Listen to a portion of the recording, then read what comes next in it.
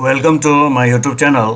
अगर आप health conscious हैं और हेल्थ के प्रति जागरूक रहते हैं तो आप मेरे चैनल को सब्सक्राइब कर सकते हैं, क्योंकि यहाँ पर आपको निरंतर हेल्थ रिलेटेड बहुत ही उपयोगी वीडियोज़ मिलते रहेंगे। इस वीडियो का टॉपिक है, इस वीडियो में हम बात करेंगे आँखों की बीमारी के बारे में। Refractive errors of the eyes, ये कौन कौन से होते हैं?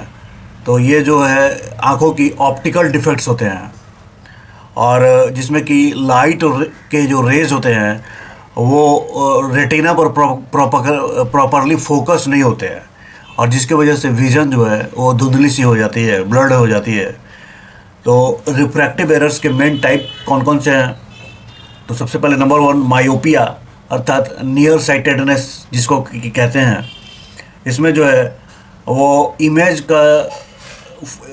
जो है वो फोकस होता है in front of the retina, और जिसकी वजह से नियर की ऑब्जेक्ट्स जो है, नज़दीक की जो चीज़ें हैं वो क्लियर नज़र आती हैं, जबकि दूर की जो चीज़ें हैं वो धुंधली नज़र आती हैं।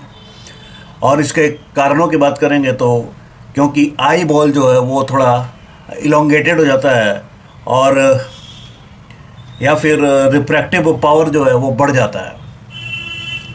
अब इसके करेक्शन की बात करेंगे तो उसके लिए आपको कॉनकेव लेंसेज की ज़रूरत पड़ती है।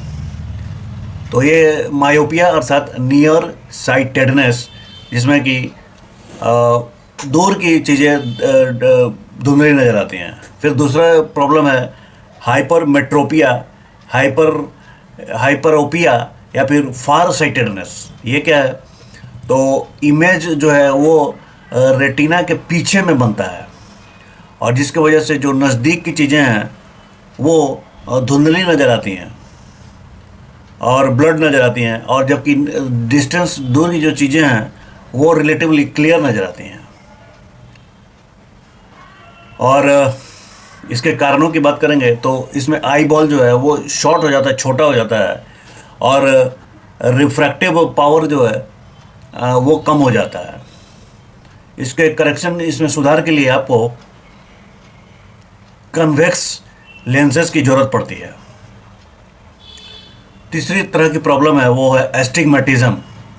तो ये कॉर्निया या फिर लेंस का जो कर्वेचर है वो अनइक्वल से हो जाता है, अर्थात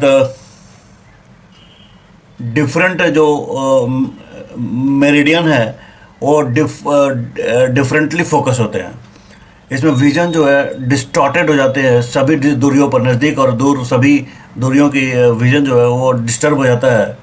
इसके करेक्शन सुधार के लिए आपको सिलिंड्रिकल लेंसेज की ज़रूरत पड़ती है।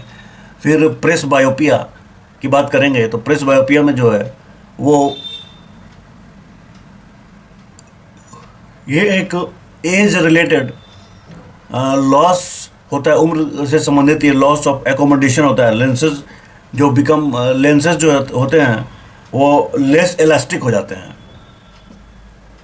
और जिसकी वजह से नियर ऑब्जेक्ट्स पर फोकस करने में, नज़दीक की चीज़ों पर फोकस करने में डिफ़िकल्टी होती है।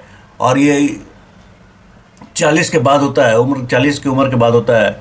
इसके करेक्शन के लिए आपको कन्वेक्स लेंस या फिर बाईफोकल या प्रोग्रेसिव लेंसेज की ज़रूरत पड़ती है। तो प्रेस बायोपिया अर्थात ये उम्र से संबंधित प्रॉब्लम है।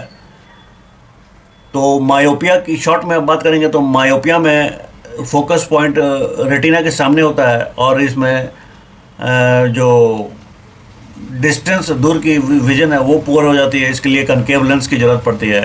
हाइपरमेट्रोपिया में रेटिना के पीछे फोकस होता है और नज़दीक का विजन खराब हो जाता है, इसमें कन्वेक्स लेंस की ज़रूरत पड़ती है।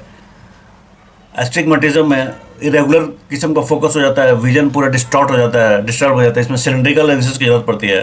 प्रेस बायोपिया में एकोमोडेशन लेंसेज जो है उसमें एकोमोडेशन पावर में कमी आ जाती है, इलास्टिसिटी कम हो जाती है, और इसमें नज़दीक का विजन पुअर हो जाता है, इसमें कन्वेक्स लेंस की ज़रूरत पड़ती है।